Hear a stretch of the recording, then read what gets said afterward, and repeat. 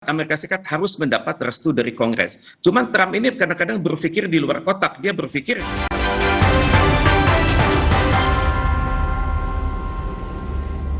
Anda masih bersama kami dalam Breaking News Kompas TV. Saudara masih membahas soal aksi balas serang yang dilakukan oleh Amerika Serikat Israel terhadap Iran dan juga sebaliknya. Saudara, kita masih membahasnya bersama dengan pengamat hubungan internasional dari Presiden University melalui sambungan daring. Sudah ada Pak Teguh Reza Syah. Selamat pagi, Assalamualaikum Pak Teguh. Waalaikumsalam, selamat pagi, salam dari Jakarta. Iya, ini kan kalau kita lihat ya, Iran saat ini juga di internal sedang melakukan penggodokan siapa kemudian yang menggantikan dari sosok Ayatullah Ali Khamenei begitu ya. Salah satu yang kemudian paling menonjol adalah Mojtaba, yakni putra tertua kedua dari Ali Khamenei. Anda melihat ini menjadi dalam tanda kutip begitu ya, semangat baru bagi Iran untuk bisa kemudian membalas serangan dari Amerika Serikat dan juga Israel, atau seperti apa? Terima kasih. Pertama kita harus menghargai sistem demokrasi yang berlaku di Iran ya. Bahwa saat ini sedang ada interim government ya. Interim government itu terdiri dari Presiden Iran saat ini Mashoud Pezeshkian, kemudian Islamic Consultative Assembly Muhammad Baghar Ghalibaf, kemudian ada Chief Justice namanya Gholam Hussein Mohseni EJI, dan juga Guardian Council dipimpin oleh Ali Reza Arafi. Mereka ini sedang bekerja sama dengan Assembly of Experts ya. Nanti dari situ akan ditentukan siapa yang akan menjadi kandidat untuk presiden, kandidat untuk Ayatollah. Kandidat Ayatullah. Sudah ada 6 nama. Ali Reza Arafi, kemudian Ali Larijani, kemudian Hassan Khomeini, kemudian ada Mahdi Misbagheri, ada Mojtaba Khomeini, dan Sadiq Larijani. Dari 6 itu, 2 yang tampaknya akan menguat, yakni Ayatollah, Mojtaba Khomeini atau anak dari Ayatollah Ali Khomeini, dan ada cucu dari Ayatollah Ruhollah Khomeini namanya Hassan Khomeini. Dalam hemat saya ini adalah mekanisme di Iran di mana mereka menjalankannya secara sangat sistematis sesuai dengan pasal 11 dari konstitusi Iran. Siapapun nanti yang terpilih itu akan mendapat nama Ayatollah. Kemudian Ayatollah ini akan didukung oleh semua kekuatan politik di Iran, entah itu sipil militer, dan mereka itu akan setia kepada Ayatollah tersebut, dan mereka mengatakan marja'i taklid ya, istilahnya apapun fatwa, kata, statement dari Ayatollah akan kami laksanakan secara sepenuh hati. Kemudian apakah yang beliau akan lakukan? Sebagaimana normalnya pemimpin-pemimpin yang baru terpilih, mereka akan menjaga status quo dulu. Karena bagaimanapun juga mereka harus meyakinkan diri, meyakinkan masyarakat Iran bahwa mereka sudah terpilih secara fatonah, amanah, tablik, dan sidik. Ini adalah ciri-ciri kepemimpinan dari Rasulullah Shallallahu Alaihi Wasallam, bahwa pemimpin itu harus fatonah dalam artian cerdas. Sudah terbukti bahwa pemimpin itu adalah amanah, dapat dipercaya. Kemudian pemimpin adalah tablik, artinya komunikatif dengan semua lintas generasi. Dan kemudian pemimpin adalah sidik, ini jujur antara kata dan perbuatan. Dalam konteks inilah beliau akan bersosialisasi kembali dengan seluruh masyarakat Iran. Dan apakah dalam sosialisasi ini beliau akan berlanjutkan perang? Ini yang kita tidak ketahui. Tentunya akan ada suatu masa namanya assessment, penilaian. Apakah mereka sudah berhasil dalam perang melawan Israel dan melawan Amerika Serikat? Dan tentunya hal ini adalah dirahasiakan oleh pemerintahan Iran.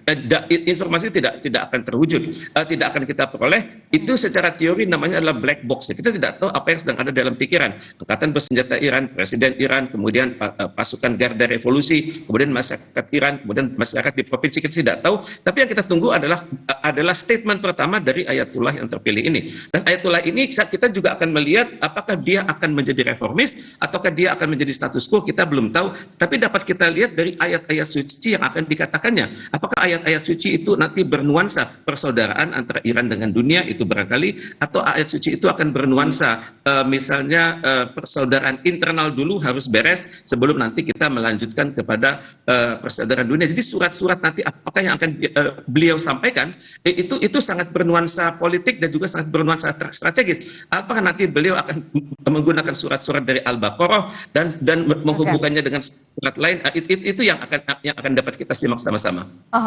Tadi kan Anda menyebutkan ya ada 2 nama yang kemudian mencuat menjadi kandidat terkuat. Salah satunya adalah Mojtaba yang merupakan anak tertua kedua dari Ali Khamenei dan juga cucu, ada cucu dari Ali Khamenei juga kemudian mencuat juga namanya begitu yang tadi Anda sebutkan. Nah, jika nanti memang sudah terpilih siapakah kemudian yang menjadi ayatullah pengganti dari Ali Khamenei sepeninggal beliau syahid begitu, apa dampak terbesar bagi Iran dengan terpilihnya salah satu nama tersebut begitu ya dari sekian banyak nama, terutama soal bagaimana langkah ke depan dari Iran, penyusunan strategi termasuk tadi soal tadi pembenahan di internal Iran sendiri. Penyusunan strategi adalah sesuatu hal yang dirahasiakan ya. Kita sebagai pengamat hanya dapat memikirkan skenario. Biasanya skenario itu adalah status quo, di mana mereka melakukan konsolidasi sepenuhnya. Karena saat ini walaupun Iran sedang naik daun, karena mereka sudah bisa membuktikan bahwa teknologi kami yang asli itu bisa mengalahkan teknologi dari Iran, teknologi dari Israel dan juga teknologi Amerika Serikat.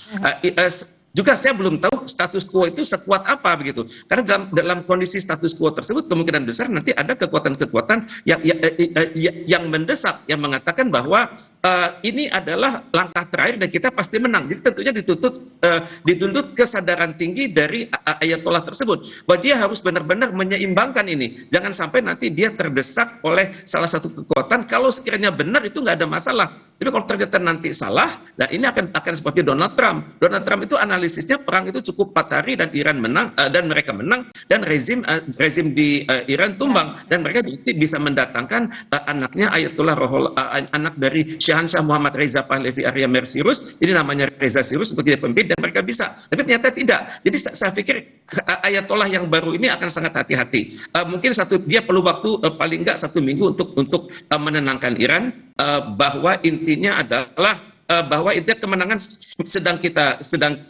ada di pihak kita, tapi kita harus tenang karena lebih baik berhati-hati daripada kita berhadapan dengan suatu situasi yang sangat membahayakan Iran di kala kemudian hari. Tapi bagaimanapun juga dia sudah siap dengan skenario status quo jalan terus dan juga skenario revisionis jalan terus, di mana Iran kemungkinan besar akan barangkali terlibat dalam negosiasi lanjutan dengan Amerika Serikat, mungkin juga terlibat dalam negosiasi lanjutan dengan Sekretaris Jenderal PBB. Oke, menarik sekali soal negosiasi dari pemerintah Indonesia begitu ya. Ini yang kemudian nanti akan saya tanyakan kalau kita melihat bagaimana Indonesia punya bebas aktif dan juga gerakan non-blok, ini tentu menjadi acuan bagi kita untuk kemudian bagaimana bersikap, bagaimana berdiri Indonesia di tengah perang yang terjadi di antara Amerika Serikat, Israel dan juga Iran. Tapi nanti kita akan simak bagaimana pernyataan dari Anda usai jeda. Kami akan kembali dalam Breaking News Kompas TV.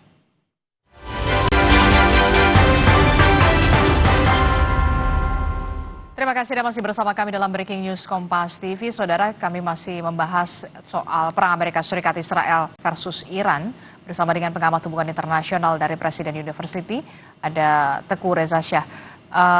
Melanjutkan perbincangan kita tadi, sebelum membahas bagaimana negosiasi yang bisa dilakukan oleh Indonesia tidak hanya kepada Amerika Serikat, Iran, dan juga PBB begitu ya. Tapi saya ingin tahu dulu, sebenarnya di internal Amerika Serikat sendiri begitu ya, ini kan terjadi pergolakan begitu, penolakan apa yang dilakukan oleh Presiden Donald Trump. Jadi sebenarnya bagaimana kemudian Donald Trump bisa kemudian menyikapi pergolakan yang kemudian terjadi di internal negaranya sendiri begitu terkait dengan penolakan-penolakan yang dilakukan oleh warganya.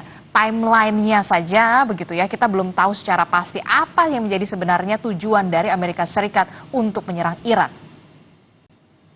Sebenarnya secara hukum internasional itu salah. Salahnya 2 kali. Pertama, Amerika mengingkari sistem hukum di Amerika Serikat yang mengatakan bahwa dalam hal terjadinya rencana-rencana ke luar negeri yang melibatkan pembiayaan sangat besar yang mempengaruhi kebijakan luar negeri Amerika Serikat, yang melibatkan nyawa masyarakat Amerika Serikat, maka Amerika Serikat harus mendapat restu dari Kongres. Cuman Trump ini kadang-kadang berpikir di luar kotak. Dia berpikir kalau saya bisa mengatur dunia itu dengan baik, dengan tepat, dengan berhasil, maka saya akan mendapat manfaat yang luar biasa. Manfaat yang luar biasa itu adalah nama baik dia setia akan menaik walaupun sedang bermasalah dengan pajak, sedang bermasalah dengan Epstein. Pada saat yang sama juga dia bisa meningkatkan kredibilitas Partai Republik di dalam negeri, terutama sekali saat ini mereka sedang menghadapi pemilu sela. Itu adalah harapan Donald Trump. Jadi sekarang Trump sedang kesulitan, rating dia sedang menurun, tekanan dari Partai Republik juga sudah tinggi, apalagi tekanan dari Demokrat, juga tekanan dari sesama-sama negara Uni Eropa. Dalam kondisi seperti ini, dia memerlukan jalan keluar. Jalan keluar tentunya sesuatu hal yang membanggakan Amerika Serikat, yang tidak mengatakan Amerika Serikat sedang kalah, yang mengatakan bahwa Amerika Serikat sedang unggul. Tentunya jalan keluar ini sedang dia cari. Antara lain dia sedang melakukan negosiasi dengan kalangan Italia. Kemudian dia sedang melakukan negosiasi dengan teman-temannya di dalam Dewan Keamanan PBB, terutama sekali anggota tetapnya adalah Inggris dan Prancis. Jadi Amerika Serikat sedang mencari kawan, dan kalau kita bisa masuk dengan baik dengan menggunakan jalur apapun, semoga ya dengan jalur Board of Peace kita bisa meyakinkan Amerika Serikat bahwa Indonesia akan dapat menjadi penengah yang adil. Di pada saat yang sama menjadi penengah itu harus hatinya sama, dekatnya juga sama antara Amerika Serikat kita dengan Washington dan juga kita dengan Teheran. Ini yang harus dijalin dengan sangat baik oleh pemerintahan Presiden Prabowo Subianto. Bahwa jarak kita ke Amerika adalah sama dengan jarak kepada Iran, jarak itu dekat secara psikologis dan juga dekat secara hukum internasional. Ini yang harus dibuktikan. Tampaknya kita harus meyakinkan Iran dengan sangat baik bahwa saat ini Indonesia sedang melakukan konsolidasi dalam negeri, antara lain Presiden sedang akan berkonsultasi atau sedang berkonsultasi dengan para mantan Presiden dan mantan Wakil Presiden. Kemudian Presiden sedang melakukan konsolidasi di dalam negeri untuk menangani urusan Timur Tengah ini agar segera terwujud perdamaian. Tapi pada saat yang sama Iran juga bisa bertanya, bagaimana sikap Anda pada saat kami diserang? Mengapa statement dari Kementerian Luar Negeri Anda tidak menyinggung bahwa kami ini diserang, bahwa kami ini bertahan karena ada artikel 2 dari Piagam PBB yang terlanggar. Yang terlanggar itu Amerika Serikat. Ini hal-hal sensitif yang harus dijelaskan oleh pemerintah Indonesia. Juga pada saat yang sama, mengapa pada saat pemimpin besar kami meninggal, di mana puluhan juta rakyat kami berduka cita, kemudian puluhan juta juga rakyat di luar negeri,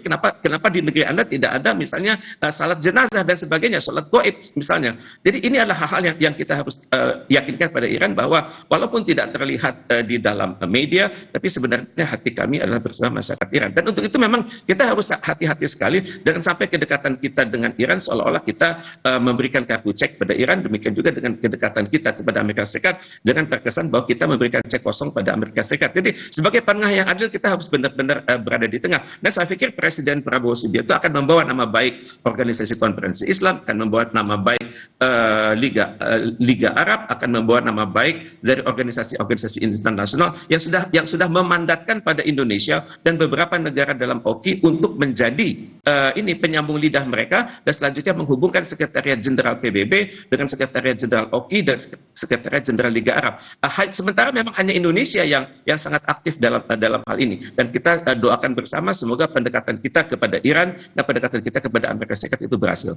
Oke, harus menjadi penengah yang baik begitu ya, tidak lebih condong ke Iran ataupun kemudian ke Amerika Serikat. Tapi kemudian saya bertanya begini, kemarin pernyataan dari Menteri SDM Bahlil Lahadalia terkait dengan Selat Hormuz yang ditutup, ada 25% kuota minyak. Ini kemudian kita harus impor ke Amerika Serikat. Bukankah kemudian ini juga menjadi isyarat yang dalam tanda kutip kita ke Amerika Serikat, atau seperti apa? Menurut Anda, sebaiknya harusnya bagaimana Indonesia?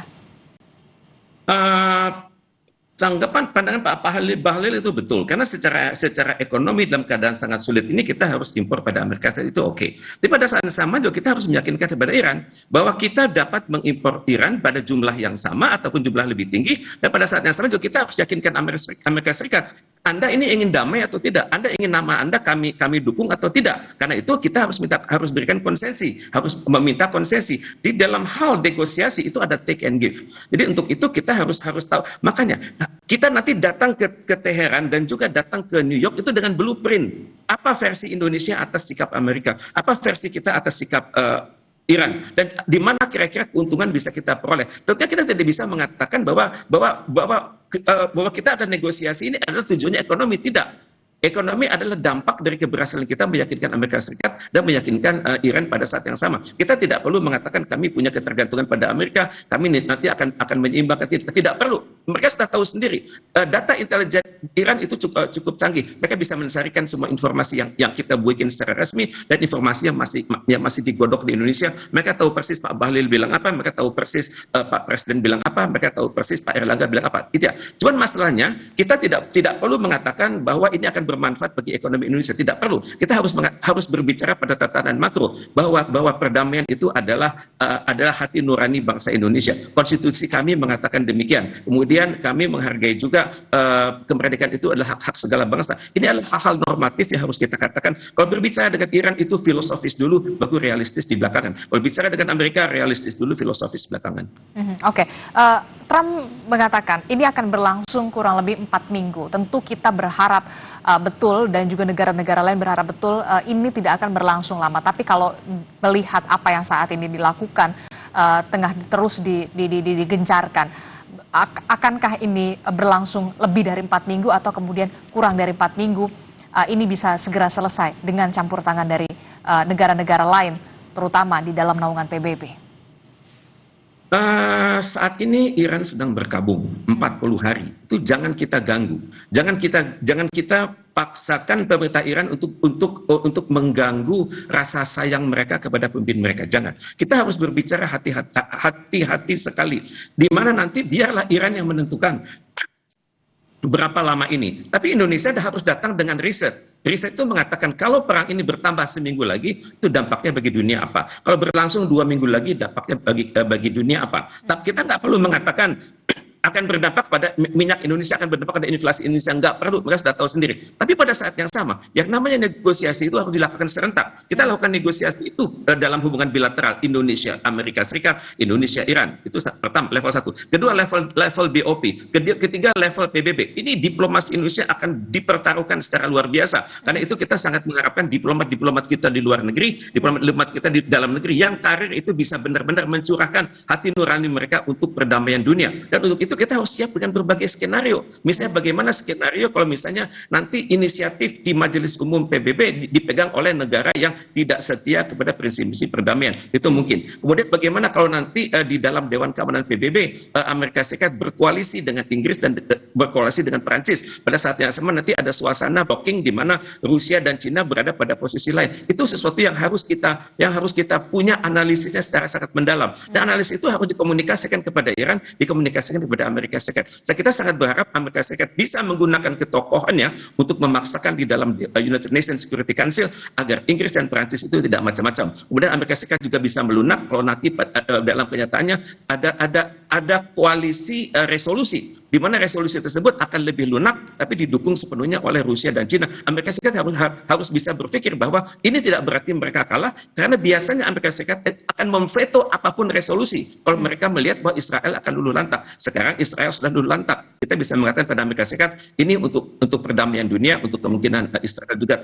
bangkit pelan-pelan, tapi bangkit dalam konteks hubungan bilateral nanti dengan Palestina yang damai, Palestina bersatu, Palestina berdaulat, mereka akan hidup berdampingan berdua, dan kami akan berusaha keras agar perdamaian di Timur Tengah tersebut terwujud. Oke, nanti kita akan bahas kembali soal bagaimana perang Amerika Serikat Israel versus Iran yang sampai saat ini masih berlanjut, Pak Teguh Resasya. Tapi nanti akan dilanjutkan bersama dengan Renata Panggalo. Breaking News Kompas TV masih akan kembali, jadi tetaplah bersama kami. Saudara, Anda menyaksikan Breaking News Kompas TV bersama saya Renata Panggalo. Kita kembali bahas soal perang AS Israel versus Iran dengan pengamat hubungan internasional Presiden University Teguh Resasya.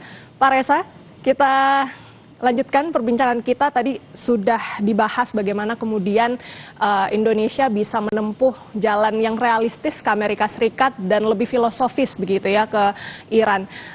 Tapi kita juga tidak bisa menampik begitu banyak pihak-pihak yang merasa Indonesia ini perlu lebih realistis dalam menunjukkan daya tawar seperti apa yang mereka, maksud kami Indonesia bisa berikan kepada dua pihak ini. Apalagi mereka negara-negara yang kuat begitu Pak.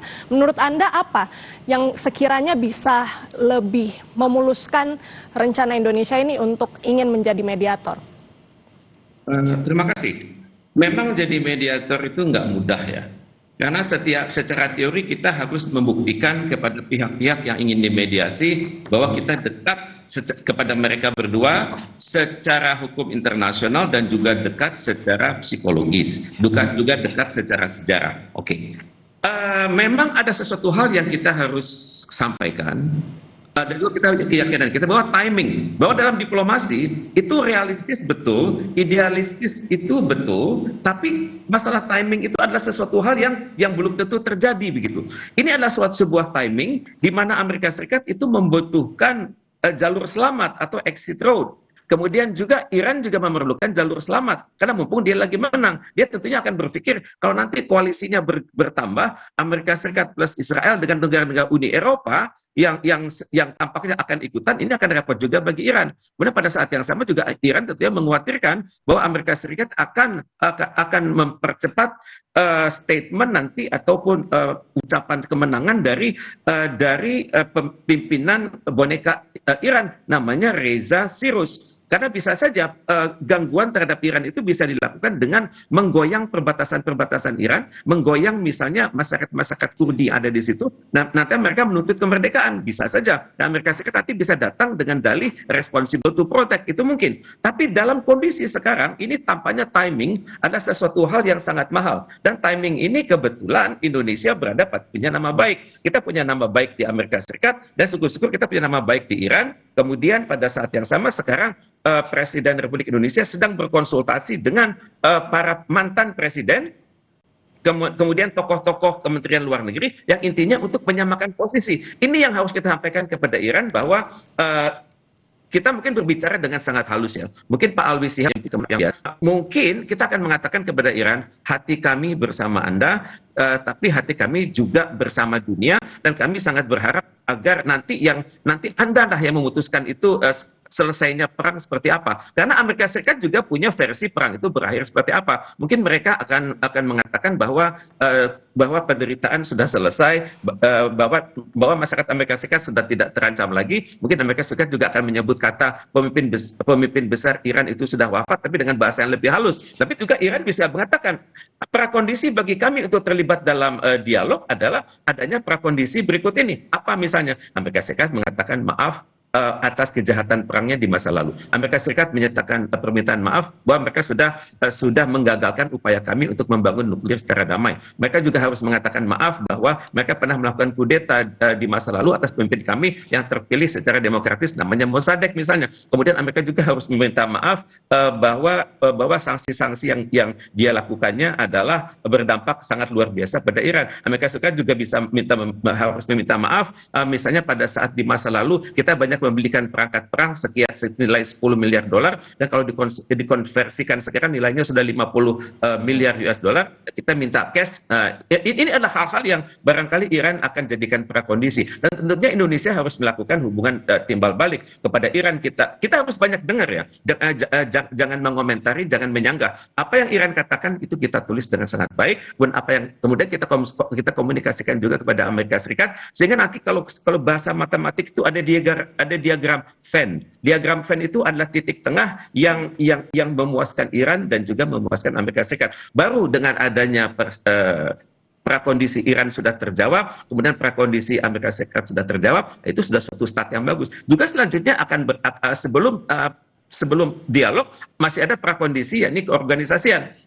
Misalnya mungkin Iran mengatakan, pada saat kami berunding dengan Anda kemarin, kenapa kami harus berhadapan dengan Witkoff? Oke, Witkoff itu pejabat. Tapi kenapa kami harus berhadapan dengan Kushner? Kushner itu adalah menantu presiden, Kushner itu adalah warga negara Israel. Apakah kami harus ulangi lagi? Kan enggak. Ya mungkin Iran itu persyaratan Iran. Dan kita harus yakinkan kepada Donald Trump bahwa ini adalah wajar. Kalau ada perundingan internasional yang membahayakan perdamaian dan keamanan regional dan internasional, itu hendaknya oleh Menteri Luar Negeri misalnya. Dan dengan demikian, Witkoff itu minggir dulu. Dan ini adalah hal-hal prakondisi yang harus kita kuasai, dan untuk itu Indonesia harus siap dengan riset, bukan hanya mengatakan Indonesia siap menjadi negosiator, tapi kita harus punya roadmap. Bagaimana kalau perundingan ini berjalan nanti 3 ronde, 4 ronde, 5 ronde? Bagaimana kalau berjalannya panjang? Kita harus siapkan untuk itu. Maka kita harus siapkan diplomat-diplomat Indonesia yang berkualitas sangat tinggi,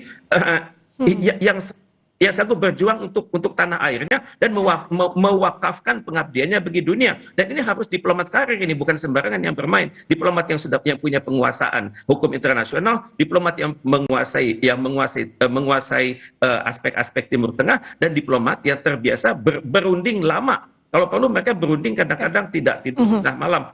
Itu kita harus siap untuk itu. Oke, baik. Berarti Indonesia menurut Bapak ini harus banyak mendengar, harus banyak riset, mempersiapkan diplomat terbaik. Dan satu hal juga yang bisa diapresiasi, bagaimana pemerintah kemarin Presiden Prabowo Subianto juga sudah mengajak begitu ya, bertemu begitu banyak tokoh bangsa untuk menyatukan, berkonsolidasi begitu ya, menyamakan posisi untuk menghadapi rencana menjadi mediator nantinya antara Amerika dan juga Iran. Saya juga masih tertarik ini Pak terkait dengan transisi kepemimpinan yang ada di Iran, tapi kita jeda sejenak. Nanti kita bahas lagi usai jeda, tetap di Breaking News Kompas TV.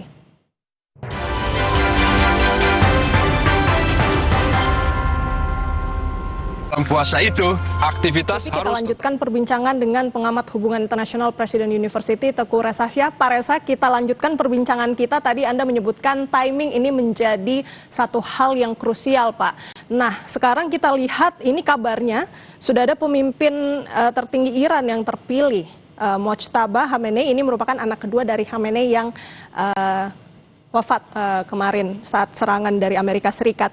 Menurut Anda, apakah dengan transisi ini Indonesia punya peluang yang lebih besar untuk memuluskan agendanya untuk melobi atau menjadi mediator dalam konflik ini, Pak? Saya melihat adanya potensi ya. Tapi kalau potensi itu menjadi kekuatan yang aktual itu lain cerita. Pesaing kita siapa? Pesaing kita pertama adalah Italia. Amerika Serikat sudah bernegosiasi dengan Italia karena Amerika Serikat itu tidak mau kehilangan muka. Donald Trump tidak mau kehilangan muka, satu. Kemudian kita juga bersaing dengan Inggris, karena Inggris akan menjadi fasilitator di dalam Dewan Keamanan PBB. Kemudian saya belum melihat adanya pesaing-pesaing kita yang lain. Karena kalaupun nanti muncul dari negara-negara Timur Tengah, ya belum tentu mereka itu diterima oleh Iran. Misalnya di negara Timur Tengah dalam board of peace itu ada Bahrain, ada Egypt, ada Jordan, ada Kazakhstan, ada Kuwait, ada Maroko, kemudian ada lagi Qatar, Saudi Arabia, kemudian ada Pakistan, ada Uzbekistan, ada Uni Arab Emirat. Itu mereka belum tentu bisa diterima oleh Iran saat ini. Apalagi kalau nanti ide-idenya muncul dari negara seperti Argentina, Armenia, Azerbaijan, Albania, Belarus, itu yang negara-negara yang di dalam board of peace. Enggak. Ini Indonesia posisinya sedang sangat bagus. Kita tentunya kita tidak mengatakan ini Indonesia loh, bukan. Indonesia adalah negara bersama. Karena Indonesia ini posisinya dalam dunia diplomatik adalah sebagai fasilitator, posisi kita adalah sebagai bridge builder. Kita adalah bridge builder atau penghubung antar kawasan yang saling berbeda, yang seringkali tidak tahu punya ide, dan Indonesia berada di situ. Kita punya modal kita di DOK bagus, modal kita di GNB bagus, modal kita di kerjasama selatan-selatan bagus. Walaupun kita bukan anggota Liga Arab, bukan Arab, tapi di kalangan Liga Arab Indonesia sangat dianggap penting. Misal dalam KTT Istimewa Liga Arab dan Organisasi Konferensi Islam bulan November tahun 2023 lalu, Indonesia secara khusus mendapatkan mandat untuk bersama negara-negara Timur Tengah itu untuk mengupayakan perdamaian di Palestina.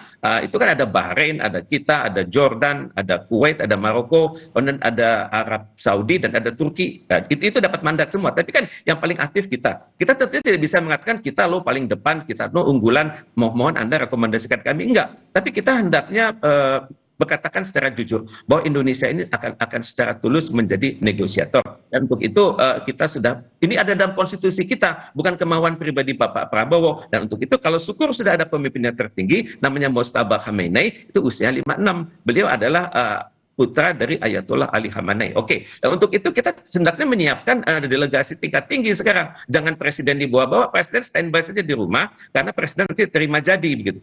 Kalau presiden energinya harus terpisah antara dalam negeri, luar negeri, harus terlibat dalam dialog, itu sangat berat bagi seorang presiden. Tidak, presiden cukup memerintahkan pejabat-pejabat tinggi negara untuk berhubungan langsung dengan pemerintah Iran. Syukur-syukur sudah ada Mojtaba Khomeini.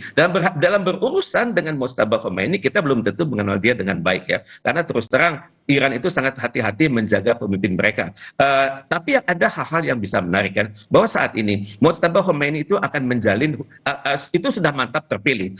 Tentunya dia akan berkata, saya tidak lebih baik daripada kandidat yang lain, misalnya Ali Reza Arafi, lebih baik daripada Ali Larijani, daripada Hasan Khomeini, daripada Mahdi Mourgaberi, maupun dari Sadek Larijani. Tidak, tapi saya mendapat amanah dan kita semua mendapat amanah untuk itu. Jadi tentunya tokoh seperti Mojtaba Khomeini pada saat ini akan sangat low profile. Tapi kita bisa melihat gerak-geriknya, bagaimana dia berhubungan dengan dengan tokoh-tokoh Iran yang lain. Kata-kata kunci apa yang dia gunakan, ayat-ayat suci apa yang disampaikan, kemudian sefasih apa dia dalam menggunakan kosakata bahasa Arab dan Parsi. Walaupun dia itu adalah native speaker dalam bahasa tersebut, tapi kita hendaknya pelajari ayat-ayat apa yang dia gunakan, ayat-ayat yang reformis, ayat-ayat Islam yang menghendaki perubahan secara berkelanjutan, atau ayat-ayat dalam ayat kitab suci Al-Quran yang menghendaki perubahan itu secara frontal, bagaimana menghadapi dunia. Jadi surat-surat nanti yang akan dibacakan pada pidato-pidato dia, apakah dia akan sampaikan sendiri, itu harus dicermati dengan sangat baik oleh pemimpin Indonesia. Kemudian juga pada saat nanti dia berhubungan dengan elit-elit Iran, itu ada namanya Dewan Wali. Dewan Wali itu urusannya adalah, kalau bahasa Inggrisnya itu Guardian Council, terdiri dari 6 ulama dan 6 ahli hukum. Kemudian Ali Khamenei sendiri, dia memiliki kekuatan yang luar biasa. Dia adalah pengendali atas militer dan peradilan. Kalau dulu namanya Ali Khamenei, sekarang anaknya namanya ada Mojtaba Khomeini ya. Dia Ayatullah yang baru ini memiliki kendali atas militer dan peradilan. Beliau juga memiliki kendali atas kebijakan strategis negara. Beliau juga memiliki kendali atas media massa nasional. Jadi kedudukan seorang Ayatollah itu sangat luar biasa di Iran. Kemudian dia juga akan berhubungan dengan presiden dan parlemen. Walaupun dalam kenyataannya nanti presiden itu adalah lebih tua. Presiden itu kelahiran 1954, jadi umurnya sekitar 72, sedangkan Mojtaba Khomeini umurnya sekarang 56. Jadi tentunya ada hal, kita lihat apakah ada ewuh dan pakewuh di situ. Kemudian ia juga harus berpikiran, harus mampu menunjukkan kepada kalangan Iran bahwa Iran di bawah kepemimpinannya tetap menjadi negara teokratik, tapi negara yang religius, juga negara yang modern. Kemudian juga negara Iran menghargai pencapaian-pencapaian yang sudah dilakukan selama ini. Entah itu pencapaian akibat perang, kemudian pencapaian akibat naik pulihnya nama baik Iran di mata dunia, ataupun pulihnya Iran secara ekonomi. Karena ini hal-hal yang sangat sulit. Karena itu saya pikir seminggu pertama dari kepemimpinan Ayatollah ini akan secara teori itu namanya status quo. Dia akan mengakrabkan diri, walaupun sudah akrab, tapi menunjukkan bahwa dengan seorang Ayatullah yang baru itu business as usual. Bahkan tidak akan ada hal-hal yang akan mengagetkan, karena dia harus berhubungan dengan presiden, dia harus berhubungan dengan Assembly of Experts, dia harus berhubungan dengan parlemen. Jumlahnya itu parlemen itu 290. Kemudian dia harus Assembly of Experts itu jumlahnya 88 orang. Kemudian dengan presiden, oke lah, presiden dipilih 4 tahun sekali dan dia lebih muda dari presiden.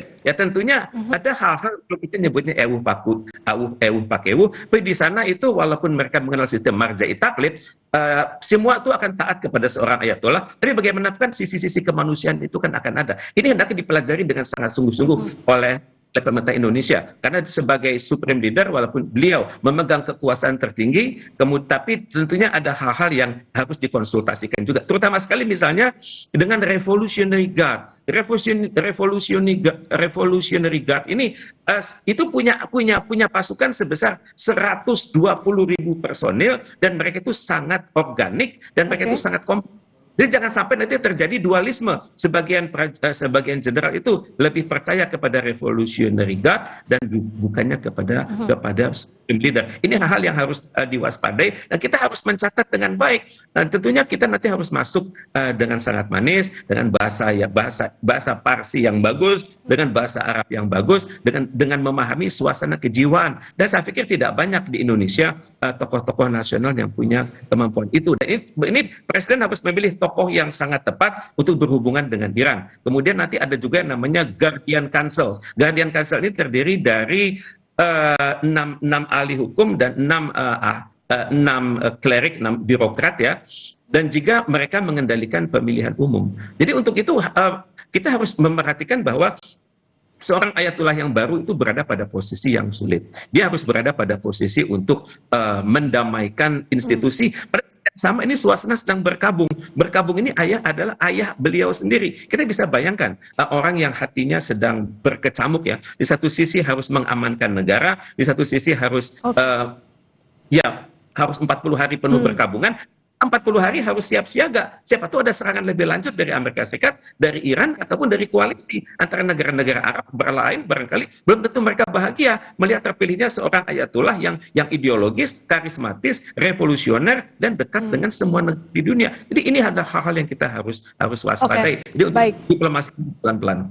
Baik, begitu banyak ya Pak yang harus dicatat oleh Indonesia, bagaimana kemudian transisi pemimpin tertinggi Iran ini bisa kita cermati dengan baik, apa saja yang harus dibawa nantinya pada saat kita akan melobi dengan Iran, ini tentunya yang harus dicatat dengan baik oleh pemerintah Indonesia. Terima kasih banyak waktunya, diskusi yang sangat baik dengan pengamat hubungan internasional Presiden University, Pak Teguh, terima kasih banyak atas waktunya siang hari ini.